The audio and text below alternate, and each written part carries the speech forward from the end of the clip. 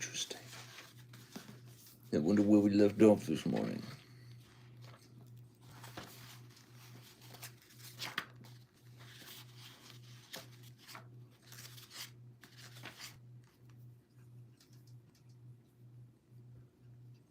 Somebody said in the first live earlier today, what are we reading?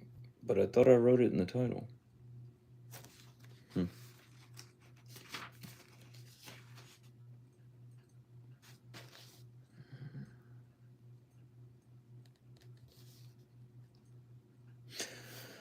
Oh, well.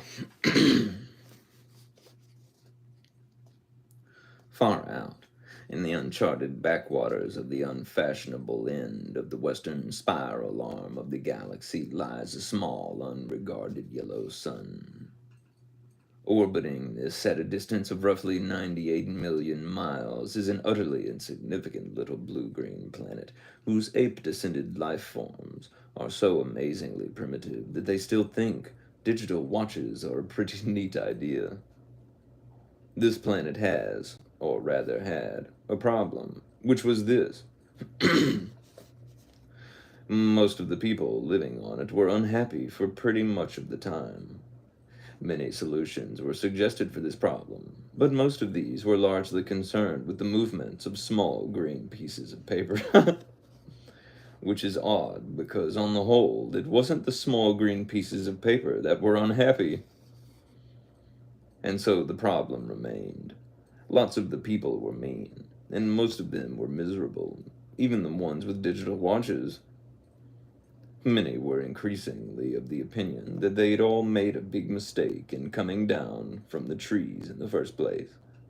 And some said that even the trees had been a bad move, and that no one should ever have left the oceans.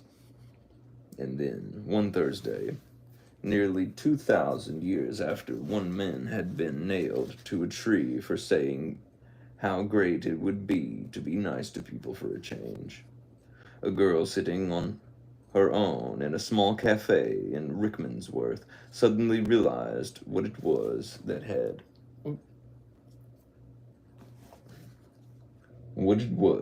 been going wrong all this time. And she finally knew how the world could be made a good and happy place. This time it was right. It would work, and no one would have to get nailed to anything. Sadly, however, before she could get to a phone to tell anyone about it, a terrible, stupid catastrophe occurred, and the idea was lost forever. This is not her story, but it is the story of that terrible, stupid catastrophe and some of its consequences. It is also the story of a book called The Hitchhiker's Guide to the Galaxy. Not an Earth book, never published on Earth, and until the terrible catastrophe occurred, never seen or even heard of by any Earthman. Nevertheless, a wholly remarkable book. In fact, it was probably the most remarkable book ever to come out of the great publishing corporations of Ursa Minor, of which no Earthman had ever heard either. Interesting. Hello, Sandy. Hi, hi, hi. What is that from? Hi, hi. I remember somebody saying that. Hi, hi. I don't remember where that's from. Not only is it a wholly remarkable book, it is also a highly successful one. More popular than the Celestial Home Care Omnibus. Better. Dog hair on my face.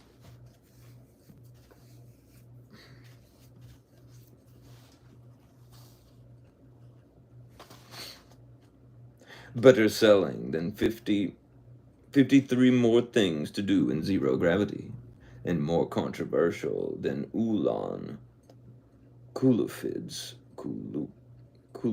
trilogy of philosophical blockbusters, where God went wrong.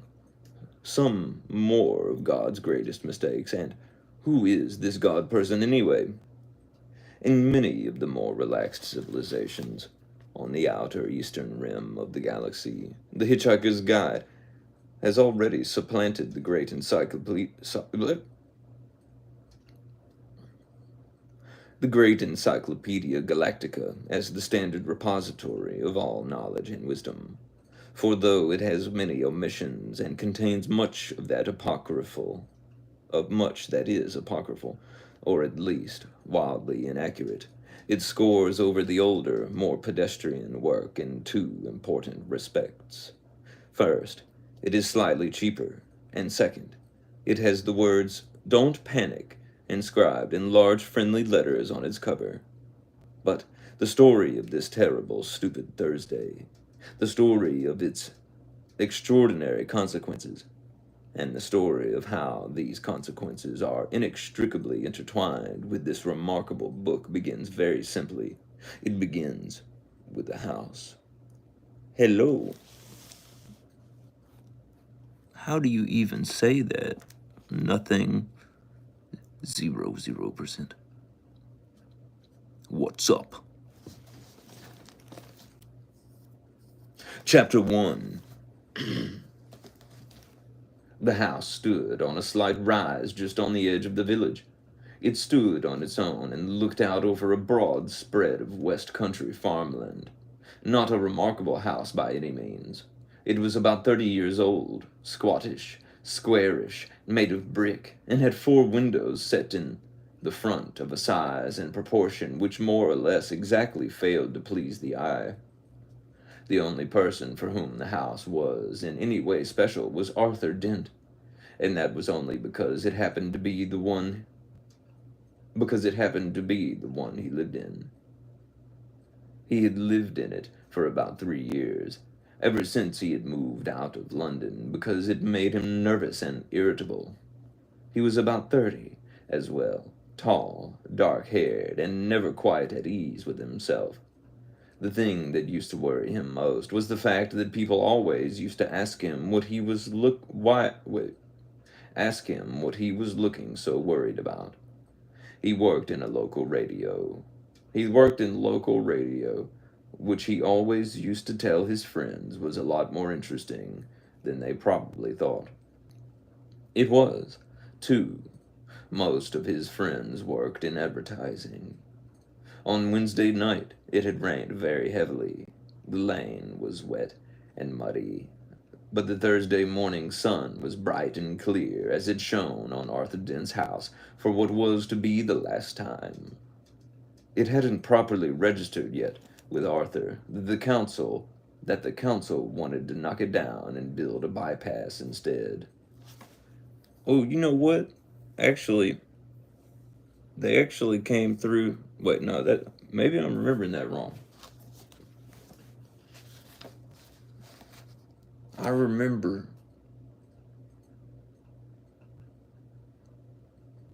something what seems like it seemed I remember I haven't thought about this in a long time. Hello, Vinay artist 295. Howdy.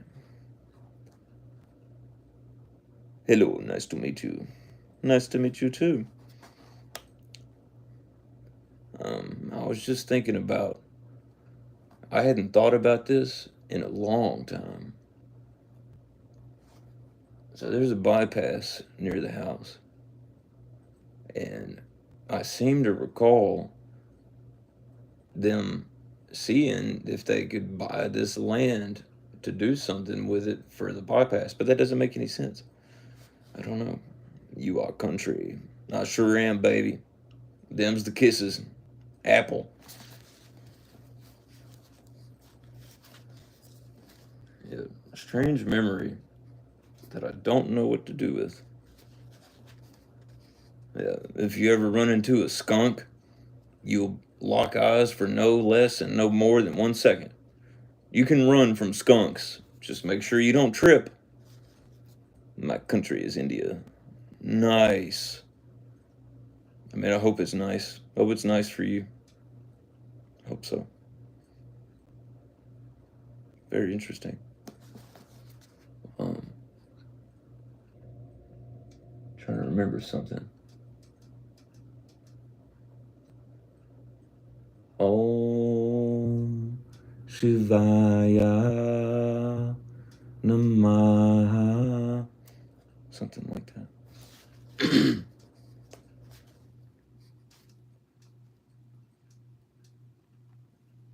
I feel that one.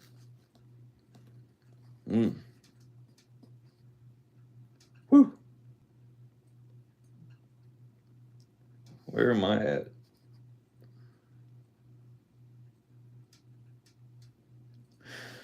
At 8 o'clock on Thursday morning, Arthur didn't feel very good. He woke up blearily, got up, wandered blearily round his room, opened a window, saw a bulldozer, found his slippers, and stomped off to the bathroom to wash. Toothpaste on the brush. So. Scrub. Shaving mirror, pointing at the ceiling. He adjusted it. For a moment, it reflected a second bulldozer through the bathroom window. Properly adjusted, it reflected Arthur Dent's bristles. He shaved them off, washed, dried, and stomped off to the kitchen to find something pleasant to put in his mouth. Kettle, plug, fridge, milk, coffee, yawn. The word bulldozer wandered through his mind for a moment in search of something to connect with.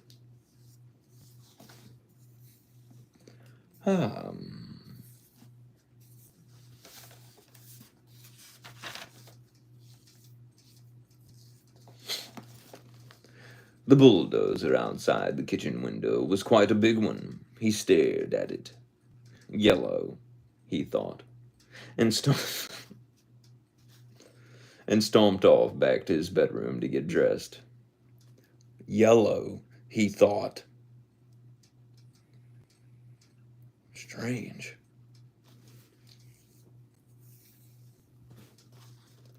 Passing the bathroom, he stopped to drink a large glass of water, and another. He began to suspect that he was hungover.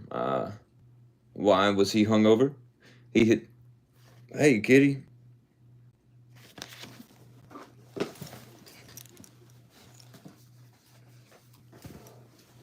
What's up, cat?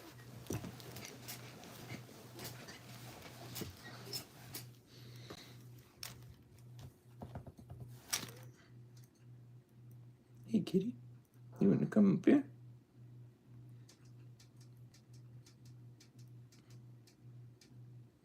Yes? Yeah. Come on, kitty.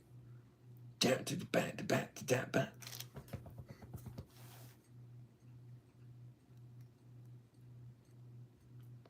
Just thinking about it, Tom. I know.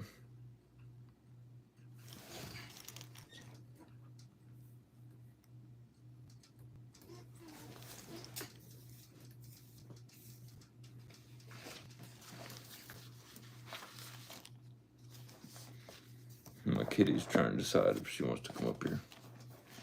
You still thinking about it? Tough decision, I know. It's all comfortable and everything. Yes.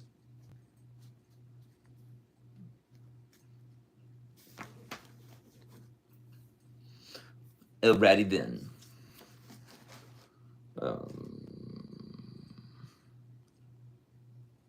He had been drinking the night before. He supposed that he must have been. He caught a glint in the shaving mirror.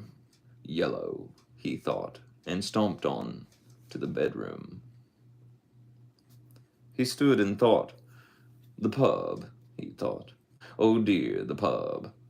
He vaguely remembered being angry. Angry about something that seemed important. He'd been telling people about it. Telling people about it at great length, he rather suspected. His clearest visual recollection was of glazed looks on other people's faces. Something about a new bypass he'd just found out about. It had been in the pipeline for months, only no one seemed to have known about it. Ridiculous. He took a swig of water. It would sort itself out, he'd decided. No one wanted a bypass. The council didn't have a leg to stand on. It would sort itself out. God, what a terrible hangover. It had earned him, though. He looked at himself in the wardrobe mirror. He stuck out his tongue. Yellow, he thought. The word yellow wandered through his mind in search of something to connect with. 15 seconds later, he was out of the house and lying in front of a big yellow bulldozer that was advancing up his garden path. Mr. L. Prosser was, as they say, only human. In other words, he was a carbon-based bipedal life form descended from an ape. So they say. More specifically, he was 40, fat and shabby, and worked for the local council. Curiously enough, though he didn't know it, he was also a direct male line descendant of Genghis Khan, though intervening generations and racial mixing had so juggled his genes that he had no discernible Mongoloid characteristics, and the only vestiges left in Mr. L. Prosser of his mighty ancestry were a pronounced stoutness about the tongue and predilection. Predilection. Predilection. Predilection. I haven't seen that word before. About the tum and predilection for little fur hats. He was by no means a great warrior. In fact, he was a nervous, worried man. Today, he was particularly nervous and worried because something had gone seriously wrong with his job, which was to see that Arthur Dent's house got cleared out of the way before the day was out. "Come off it, Mr. Dent," he said. "You can't win, you know. You can't lie in front of the bulldozer indefinitely." He tried to make his eyes blaze fiercely, but they just wouldn't do it. Arthur lay in the mud and squelched at him. "I'm game," he said. "We'll see who rusts first." "I'm afraid you're going to have to accept it, Mr. Prosser," gripping his fur hat and rolling it around the top of his head. "This bypass has got to be built, and it's going to be built." "First I've heard of it," said Arthur. "Why's it got to be built?" Mr. Prosser shook his finger at him for a bit, then stopped and put it away again. "What do you mean? Why's it got to be built?" he said. "It's a bypass. You've got to build bypasses." Bypasses are devices that allow some people to dash from point A to point B very fast, while other people dash from point B to point A very fast. People living at point C, being a point directly in between, are often given to wonder what's so great about point A that so many people from point B are so keen to get there. And what's so great about point B that so many people from point A are so keen to get there? They often wish that people would just once and for all work out where the hell they wanted to be. Mr. Prosser wanted to be at point D. Point D wasn't anywhere in particular.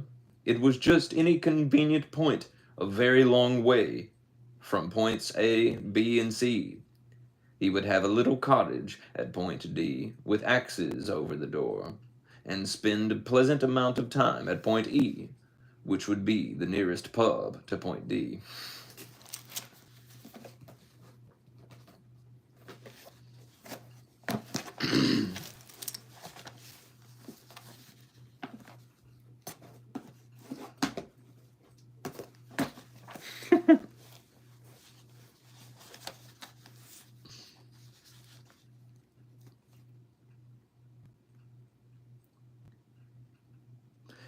His wife, of course, wanted climbing roses, but he wanted axes.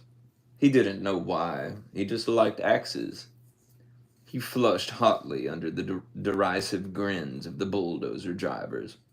He shifted his weight from foot to foot, but it was equally uncomfortable on each. Obviously, somebody had been appallingly incompetent, and he hoped to God it wasn't him.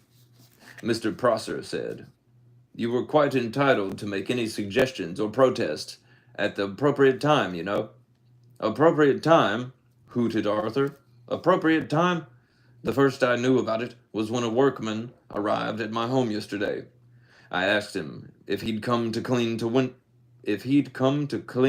two windows. I think maybe there are some grammar errors in here. But, like the author said, if it's wrong, That's how it stays. And he said no. He'd come to demolish the house. He didn't tell me straight away, of course. Oh, no. First, he wiped a couple of windows and charged me a fiver. Then he told me. But, Mr. Dent, the plans have been available in the local planning office for the last 9 months. Oh, yes, well, as soon as I heard, I went straight round to see them. Yesterday afternoon. You hadn't exactly gone out of your way to call attention to them, had you? I mean, like actually telling anybody or anything. But the plans were on display. On display? I eventually had to go down to the cellar to find them. That's the display department. With a flashlight. Ah, well, the lights had probably gone. So had the stairs. But look, you found the notice, didn't you? Yes, said Arthur. Yes, I did. It was on display in the bottom of a locked filing cabinet stuck in a disused lavatory, with a sign on the door saying, "Beware of the leopard." A cloud passed overhead. It cast a shadow over Arthur Dent as he lay propped up on his elbow in the cold mud. It cast a shadow over Arthur Dent's house. Mr. Prosser frowned at it. "It's not as if it's a particularly nice house," he said. "I'm sorry, but I happen to like it. You'll like the bypass." "Oh, shut up," said Arthur Dent. "Shut up and go away, and take your bloody bypass with you. You haven't got a leg to stand on, and you know it." Mr. Prosser's mouth opened and closed a couple of times, while his mind was for a moment filled with the inexplicable but terribly attractive visions of Arthur Dent's house being consumed with fire, and Arthur himself running screaming from the blazing ruin with at least 3 hefty spears protruding from his back.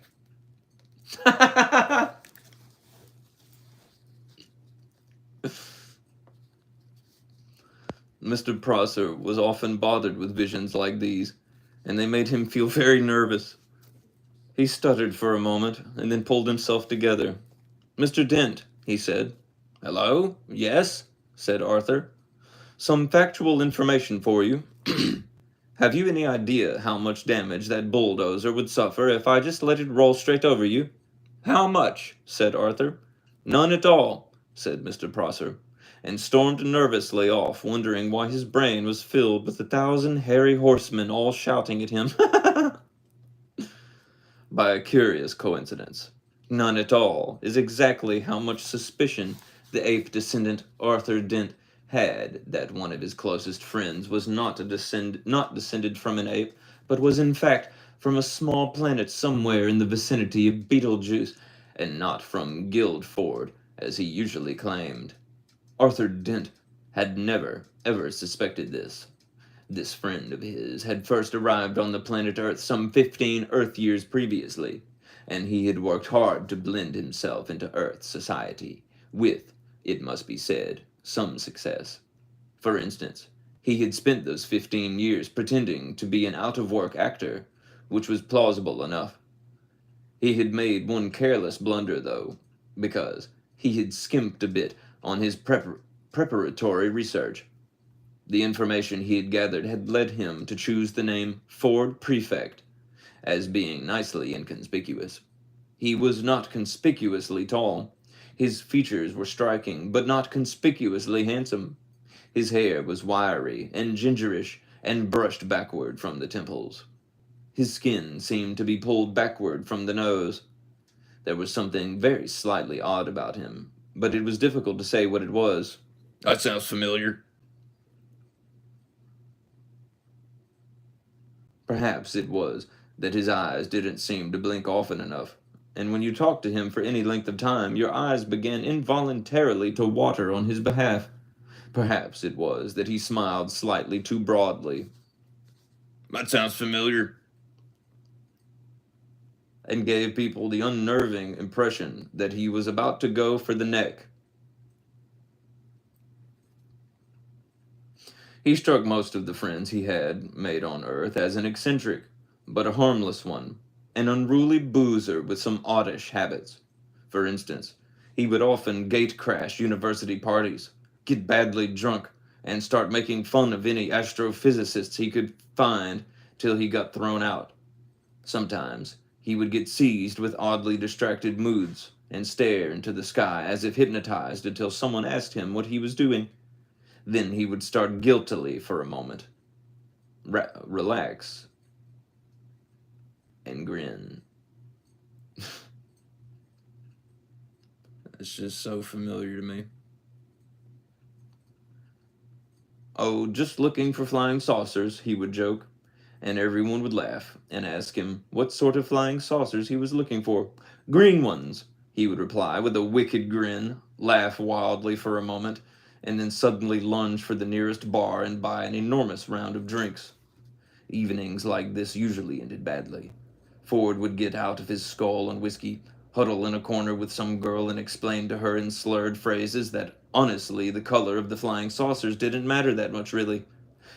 Thereafter, staggering, semi-paralytic, down the night streets, he would often ask passing policemen if they knew the way to Beetlejuice. The policeman would usually say something like, "Don't you think it's about time you went off home, sir?" "I'm trying to, baby. I'm trying to," is what Ford invariably replied on these occasions. In fact, what he was really looking for when he stared distractedly into the sky was any kind of flying saucer at all. The reason he said green was that green was the traditional space livery of the Beetlejuice trading scouts. Ford Prefect was desperate that any flying saucer at all would arrive soon because 15 years was a long time to get stranded anywhere. Oh, it is. Particularly somewhere as mind-bogglingly dull as the Earth. I'm about to take a break. Ford wished that a flying saucer would arrive soon, because he knew how to flag flying saucers down and get lifts from them. He knew how to see the marvels of the universe for less than 30 Altarian dollars a day. In fact, Ford Prefect was a roving researcher that wholly remarkable book, The Hitchhiker's Guide to the Galaxy.